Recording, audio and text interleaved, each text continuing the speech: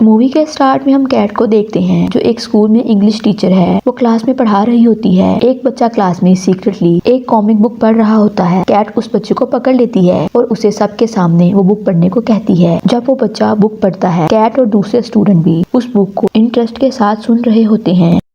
फिर वहाँ पर प्रिंसिपल आ जाता है। वो ये सब देख लेता है। वो कैट को अपने ऑफिस में बुलाता है और कैट से कहता है उसे स्कूल में टीचिंग के अलावा कोई और काम करना चाहिए जिसमें उसका इंटरेस्ट हो। इनडायरेक्टली वो उसे टीचिंग छोड़ने का कह रहा होता है। दूसरी तरफ हमें एक लड़की दिखाई जाती है जिसका नाम मैगन होता है। वो एक सेल गर्ल है जो एक कंपनी में कॉस्मेटिक प्रोडक्ट सेल करती है। वो प्रोडक्ट्स को सेल करने की बहुत ट्राई करती है लेकिन वो नहीं कर पाती। वो गुस्से में वहाँ से आ जाती है। वो देखती है कि पुलिस वाले इसकी गाड़ी को लेकर जा रहे होते हैं क्योंकि मैगन ने अपनी गाड़ी नो पार्किंग एरिया में पार्क की होती है। इसके बाद कैट को दिखाया जाता है जो स्कूल से घर आ जाती है। यहाँ हमें पता चलता है कैट और मैगन दोनों बेस्ट फ्रेंड्स हैं और वो दोनों इकट्ठी रहती हैं। कैट जब घर आती है वो देखती है मैगन डांस कर रही होती है इस शौक में कि उसकी लाइफ ज़ाया हो गई है। इसके बाद मैगन कैट को बताती है उसका आधा दिन बेकार गुजरा है और वो एक भी प्रोडक्ट सेल नहीं कर सकी और पुलिस वाले इसकी गाड़ी ले गए हैं। फिर कैट उसे बताती है प्रिंसिपल ने उसे इनडायरेक्टली फायर किया है। अगले दिन मैगन कैट को सुबह 4 बजे उठा देती है और कहती है इन्हें किसी और जगह चले जाना चाहिए। कैट मैगन से कहती है वो इस बारे में सुबह बात करेंगी लेकिन मैगन कहती है इनकी 3 घंटे में फ्लाइट है। कैट जाना नहीं चाहती लेकिन मैगन ने पहले ही टिकट बुक करवा ली थी तो कैट को भी इसके साथ जाना पड़ता है। एयरपोर्ट पहुंचने के बाद वो देखती हैं चेकिंग लाइन बहुत लंबी थी और वो सोचती है अगर वो इस लाइन में खड़ी रही तो इनकी फ्लाइट मिस हो जाएगी। फिर मैगन इधर उधर देखती है और वहाँ काम करने वाले लड़कों के साथ फ्लर्ट करने लगती है। वो लड़के इन्हें बगैर वेट किए लाइन में आगे जाने देते हैं। इस तरह वो दोनों प्लेन में बैठ जाती हैं। कैट विंडो के साथ वाली सीट पर बैठ जाती है। मैगन दूसरी सीट पर बैठ जाती है। कैट को हाइट फोबिया होता है इसलिए वह एंग्जाइटी पिल ले लेती है। कुछ देर बाद एक लड़का आकर इन दोनों के दरमियान वाली सीट पर बैठ जाता है जो एक फायर फाइटर था। वो दोनों इस लड़के को बहुत पसंद करती हैं और दोनों इसके साथ फ्लर्ट करने लगती हैं। ज्यादा पिल्स लेने की वजह से कैट वहाँ बेहोश हो जाती है। दूसरी तरफ प्लेन का कैप्टन ऐलान करता है फ्लोरिडा में तूफान आने की वजह से प्लेन को एसटी लुइस में ही लैंड करना पड़ेगा। वो दोनों होटल में एक कमरा बुक करवाती हैं। फिर इन्हें होटल की रिसेप्शन पर पता चलता है कि इनका बैग एयरपोर्ट पर गुम हो गया है। इसके बाद कैट और मैगन अपने रूम में जाने के लिए लिफ्ट में जाती हैं। वहाँ वो उस लड़के को देखती हैं जो फ्लाइट में इनके साथ था। उस लड़के का नाम रायन था। मैगन रायन से पूछती है तुम्हें तो अपने फ्रेंड की शादी में जाना था। वो बताता है शादी में अभी कुछ दिन रहते हैं। रायन इन्हें बाहर ड्रिंक के लिए इनवाइट करता है कि वो दोनों जाने के लिए तैयार हो जाती हैं। मैगन को रूम में आकर याद आता है कि इसका तो बैग गुम हो गया था। वो कैट से पूछती है कि वो उसे अपना ड्रेस दे सकती है लेकिन कैट मना कर देती है कि इसके पास सिर्फ एक ही ड्रेस है। फिर दिखाया जाता है कैट अकेले ही रात को रायन से मिलने जाती है। रायन उसे पूछता है मैगन किधर है। वो कहती है मुझे उसके बारे में नहीं पता। वो अभी बात ही कर रहे होते हैं कि मैगन आ जाती है जिसने अंजू की मदर का इंडियन ट्रेडिशनल ड्रेस पहना होता है। रायन मैगन को देखकर हैरान हो जाता है क्योंकि वो बहुत प्यारी लग रही होती है। फिर रायन न्यूज में सुनता है कि तूफान ज्यादा होने की वजह से उसकी फ्लाइट और ज्यादा डिले हो गई है। ये सुनकर रायन उदास हो जाता है। रायन को खुश करने के लिए कैट और मैग दोनों डांस करती हैं। मैग डांस करते हुए ज्यादा एक्साइटेड होती है और डांस करते हुए उसका ड्रेस नीचे गिर जाता है जिससे वो बहुत एम्बेरस होती है। इसके बाद वो तीनों होटल वापस आ जाते हैं। होटल में आकर वो दोनों रायन के लिए एक दूसरे से लड़ती हैं क्योंकि वो दोनों ही उसे पसंद करती हैं। दोनों ही उस पर लाइन मारने की ट्राई कर रही थी। अगले दिन वो तीनों हॉट बलून में जाने का प्लान करते हैं लेकिन कैट को हॉट से डर लगता है। रायन कहता है बलून में जाना जरूरी नहीं है लेकिन मैगन कहती है कोई मसला नहीं। वो और रायन हॉट बलून में चले जाएंगे और कैट म्यूजियम में चली जाएगी। जबकि कैट नहीं चाहती कि मैग और रायन दोनों अकेले बलून में जाएं, इसलिए वो खुद ही साथ जाने का फैसला करती है। जैसे ही बलून में खड़ी होती है वो बहुत ज्यादा डर जाती है।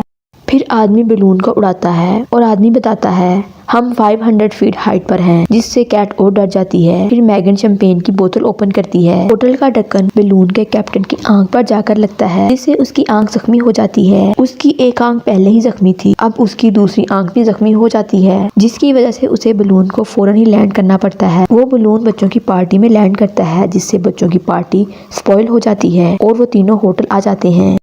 फिर रायन स्विमिंग के लिए चला जाता है। कैट और मैग भी रायन को इम्प्रेस करने के चक्कर में रिलीविंग ड्रेस पहनकर पूल में चली जाती हैं। स्विमिंग के दौरान मैग की आंख जख्मी हो जाती है। अगले दिन वो दोनों कैफे जाती हैं। कैट जूस पी रही होती है। वहाँ वो देखती हैं रायन बैग लेकर जा रहा होता है। वो दोनों भागकर उसके पास जाती हैं और उससे पूछती हैं वो कहाँ जा रहा है। रायन इन्हें बताता है कि वो शादी में जा रहा है। इसके बाद मैग और कैट उससे पूछती हैं क्या वो दोनों भी उसके साथ जा सकती हैं। रायन उन्हें अपने साथ ले जाने पर एग्री हो जाता है। उसके बाद वो सारे एक कार में बैठ जाते हैं। कार के ड्राइवर का नाम कैरिज होता है, जिसे मैग बहुत पसंद आती है। रास्ते में मैग रायन के हाथों पर लोशन लगाती है। कैट को ये देखकर बहुत गुस्सा आ रहा होता है। कैट ड्राइवर को मैग की चाइल्डहुड की एक फोटो दिखाती है जिसमें मैग अजीब सी लग रही होती है और रास्ते में फ्यूल रिफिल करवाने के लिए रुकते हैं। कैट उस फ्यूल स्टेशन के वॉशरूम में जाती है। वो देखती है वॉशरूम बहुत गंदा होता है, लेकिन वो फिर भी वॉशरूम को यूज करती है। लेकिन मैग बाहर दरवाजे के सामने कुछ रख देती है, जिससे कैट वॉशरूम के अंदर ही स्टक हो जाती है।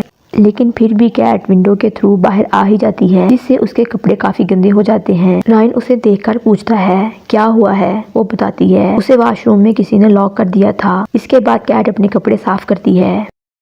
फिर वो सब गाड़ी में बैठ जाते हैं शादी पर जाने के लिए। अब कैट रायन के साथ पीछे बैठती है और मैग ड्राइवर के साथ बैठ जाती है। कैट इंटेंशनली बीमार होने का ड्रामा करती है, जिसकी वजह से रायन इसकी गर्दन पर मसाज करता है। ये देखकर मैग को काफी गुस्सा आता है। बदला लेने के लिए मैग वाइन के अंदर स्लीपिंग पिल्स डाल देती है। फिर वो कैट को पीने के लिए देती है, लेकिन कैट पीने से इनकार कर देती है। फिर कैरिज मैग के हाथ से वाइन छीन कर पी जाता है और वो वाइन की पूरी बोतल ही पी जाता है। ये देखकर मैग कैरिज से कहती है इसलिए वो अब उसे गाड़ी ड्राइव करने दे, लेकिन ये सुनकर कैरिज कहता है उसे किसी की जरूरत नहीं। कुछ घंटे बाद वो तीनों सो जाते हैं और कैरिज कार फोर्स को क्रैश कर देता है, जिसकी वजह से इन चारों को मोटेल में रात गुजारनी पड़ती है। कैट वाइन वाली बोतल में स्लीपिंग पिल्स देख लेती है। इसके बाद कैट होटल में अपने लिए एक सेपरेट रूम बुक करवाती है। इधर कैट कोल्ड ड्रिंक पीने के लिए जाती है। वो वहाँ रायन से मिलती है। वो कैट से हाय कहता है। रायन उससे कहता है तुम तो हमेशा अपनी दोस्त के साथ ही होती थी, इसलिए मुझे तुमसे प्राइवेटली बात करने का मौका नहीं मिला। ये कहते हुए रायन कैट को किस करता है। इसके बाद वो दोनों रूम में चले जाते हैं। रायन कैट से इंटीमेट करता है। दूसरी तरफ मैग अकेली ही एक लोकल बार में ड्रिंक कर रही होती है। फिर वहाँ कैरिज उसके पास आकर बैठ जाता है। वो कुछ देर बात करते हैं। अगले दिन ब्रेकफास्ट करते हुए मैग कैट से कहती है हमें एक लड़के के लिए अपनी फ्रेंडशिप को स्पॉइल नहीं करना चाहिए। लेकिन उसी टाइम मैग गलती से कैट को बताती है कि वो रायन से इंटीमेट कर चुकी है। कैट को ये सुनकर बहुत गुस्सा आता है कि रायन मैग के साथ भी रिलेशन में है और वो दोनों एक दूसरे से फाइट करना शुरू कर देती हैं। इसी फाइट में एक कबर्ड इन दोनों पर आकर गिर जाती है। फिर कैरिज कैट और मैग को इस कबर्ड के नीचे से निकालता है। होटल का ओनर पुलिस को बुलाता है। कैरिज पुलिस को बताता है कि रायन इसकी कार लेकर चला गया है ताकि वो शादी पर टाइम से पहुंच सके। इसके बाद कैरिज रायन का प्रोफाइल चेक करता है। उसे पता चलता है कि रायन की ही शादी होने जा रही है। वो इन दोनों को इस बारे में बताता है। वो दोनों होटल के ओनर से कहती हैं तो वो इन्हें जाने दे।